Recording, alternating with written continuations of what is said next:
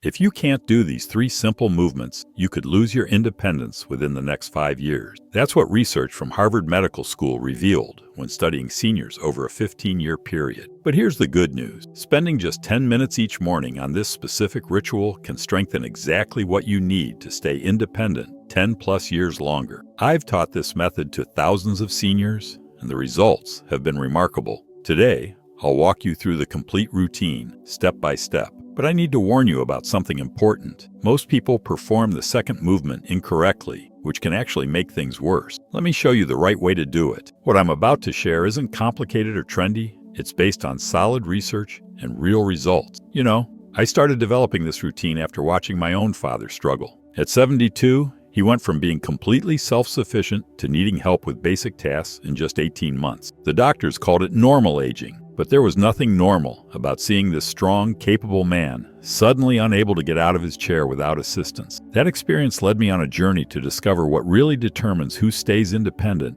and who doesn't as we age. And what I found surprised me. It wasn't about age at all. It was about specific movement patterns that either strengthen or weaken over time. The Harvard study I mentioned tracked over 3,000 seniors for 15 years and found something remarkable. 3 simple movements were the strongest predictors of who would maintain independence and who wouldn't. These movements test the exact muscle groups that prevent falls, help you get up from chairs, and allow you to perform daily activities without assistance. Today, I'm going to show you exactly what these movements are and how to incorporate them into a simple 10-minute morning ritual that thousands of clients now use every day. And don't worry, I'll show modifications for every fitness level, whether you're already active or haven't exercised in years. But first, let me ask you, have you noticed any of these warning signs that your independence might be at risk? Let's talk about 5 warning signs that your current morning routine might be limiting your future independence. These are the exact patterns I look for when assessing someone's risk factor. Warning sign number 1, chair dependency. Do you use your hands to push yourself up from a seated position? This seemingly innocent habit actually weakens your leg muscles over time. Each time you rely on your arms instead of your legs, you're missing an opportunity to strengthen the exact muscles that keep you mobile. Warning sign number 2, balance hesitation. Have you started avoiding certain movements because you're worried about falling? Maybe you hold onto walls when walking down hallways or avoid stepping into the shower without support. This protective behavior actually accelerates balance loss. Warning sign number 3, the morning shuffle. Pay attention to your first steps in the morning. Do you shuffle or take small hesitant steps? This pattern indicates weakening in your hip flexors and core muscles, key muscle groups for maintaining independence. Warning sign number #4, stair avoidance. Have you started organizing your day to minimize stair use? This is a major red flag. Stair climbing is one of the most important functional movements for independence. Warning sign number 5, recovery struggles. If you drop something on the floor, how easily can you pick it up? Difficulty with this simple task indicates weakening in multiple muscle groups critical for daily independence. If you recognize even one of these warning signs, don't worry. The 10-minute ritual I'm about to share targets exactly these issues. And the best part?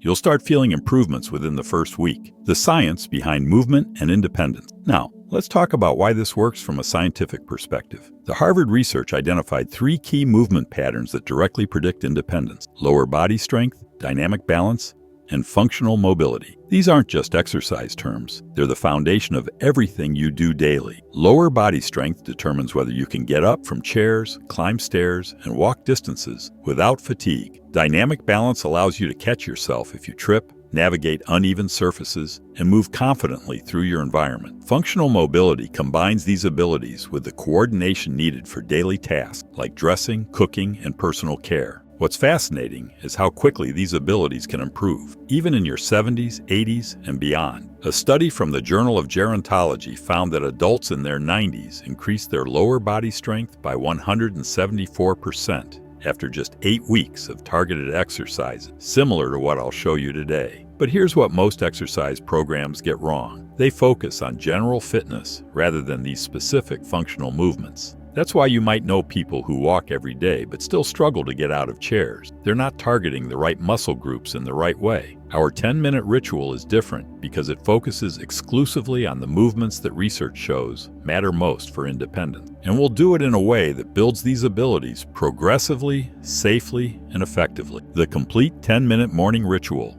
Now, let's get to the heart of today's video, the complete 10-minute morning ritual. I recommend doing this first thing after waking up, even before breakfast. This timing takes advantage of your body's natural cortisol peak, which helps with muscle activation. Movement number 1. The chair stand, 2 minutes. This first movement directly addresses the most important predictor of independence, the ability to rise from a seated position without using your hands. Start with a sturdy chair against a wall. Sit toward the edge with your feet hip-width apart. Now, without using your hands, stand up by 1. Leaning slightly forward at the hips. 2. Pressing your weight through your heels. 3. Pushing up to a standing position. 4. Fully extending your hips at the top. 5. Controlling your descent back to seated. If this is too challenging, you can start by using your hands lightly on your thighs, gradually reducing the assistance as you get stronger. For beginners, aim for 5 repetitions. For intermediate, aim for 8, 10 repetitions. For advanced, aim for 12, 15 repetitions. Remember, quality is more important than quantity. Focus on proper form with each repetition. Movement number 2, the balance progression, 3 minutes. This is the movement most people do incorrectly, which can actually make balance worse over time. The key mistake people make is standing completely still during balance exercises. Real-world balance requires dynamic stability, the ability to maintain balance while moving. Start by standing near a counter or sturdy chair for support if needed. 1. Stand tall with feet hip-width apart. 2. Slowly shift your weight to your right foot. 3. Lift your left foot just 1 to 2 inches off the floor. 4. Hold for 5 to 10 seconds while making small, controlled movements with your upper body. 5. Return to center and repeat on the other side. As this becomes easier, progress by reducing hand support, lifting your foot higher, adding gentle head turns while balancing, closing your eyes briefly, only if you have support nearby. For beginners, 30 seconds per side with support. For intermediate, 45 seconds per side with minimal support. For advanced, 60 seconds per side with no support and eyes closed. Movement number 3, the functional reach, 2 minutes. This movement combines strength and balance in a way that mimics daily activities like reaching for items in cabinets or picking things up from the floor. Start by standing tall near a counter for support if needed. 1. Place a small object, like a water bottle, on a table or counter. 2. Standing arm's length away, reach forward to touch the object while keeping 1 foot firmly planted. 3. Return to the starting position with control. 4. Progress to reaching at different heights, high, middle, and low. The key is maintaining stability in your supporting leg while reaching. This builds the coordination needed for many household tasks. For beginners, 5 reaches at waist height per side. For intermediate,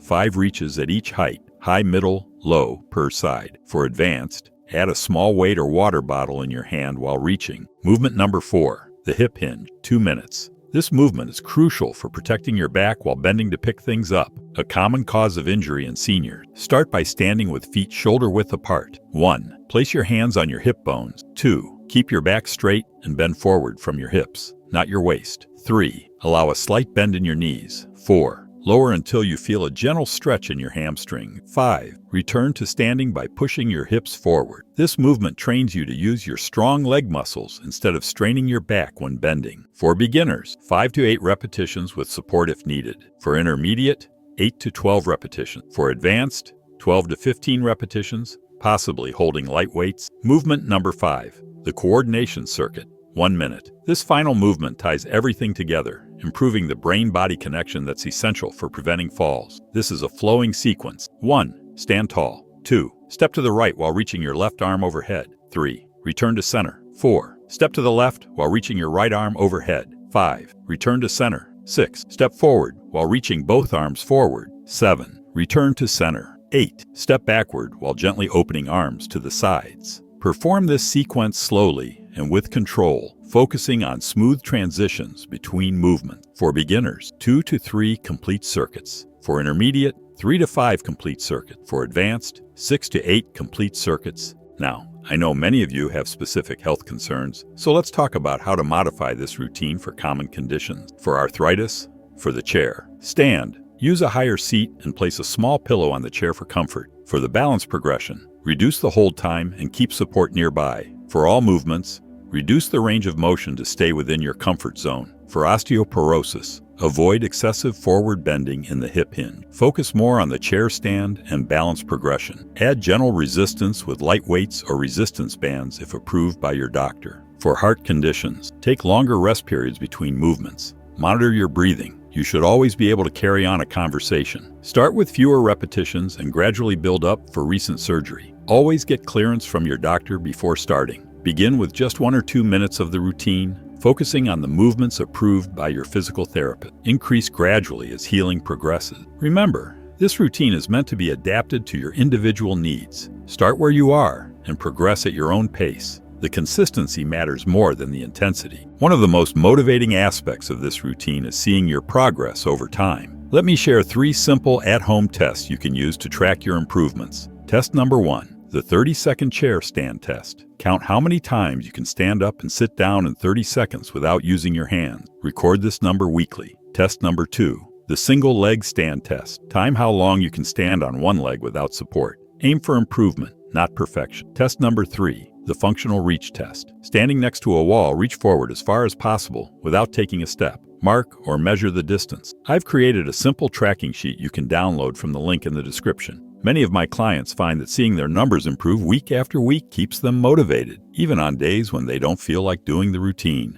Let me share a few quick stories from seniors who've transformed their lives with this routine. Margaret, 78, was using a walker when she started. After just 6 weeks of this routine, she was able to navigate her home without it. Now, a year later, she's traveling again and recently visited her grandchildren without assistance. Robert, 83, couldn't get up from his favorite chair without help. Within 3 weeks of starting this routine, he was getting up independently. He told me, "I feel like I've gotten 10 years of my life back." Barbara, 72, was considering moving to assisted living after a fall scared her family. After 2 months of this routine, her balance improved so dramatically that she's now living independently and even started a garden this year. These aren't unusual results.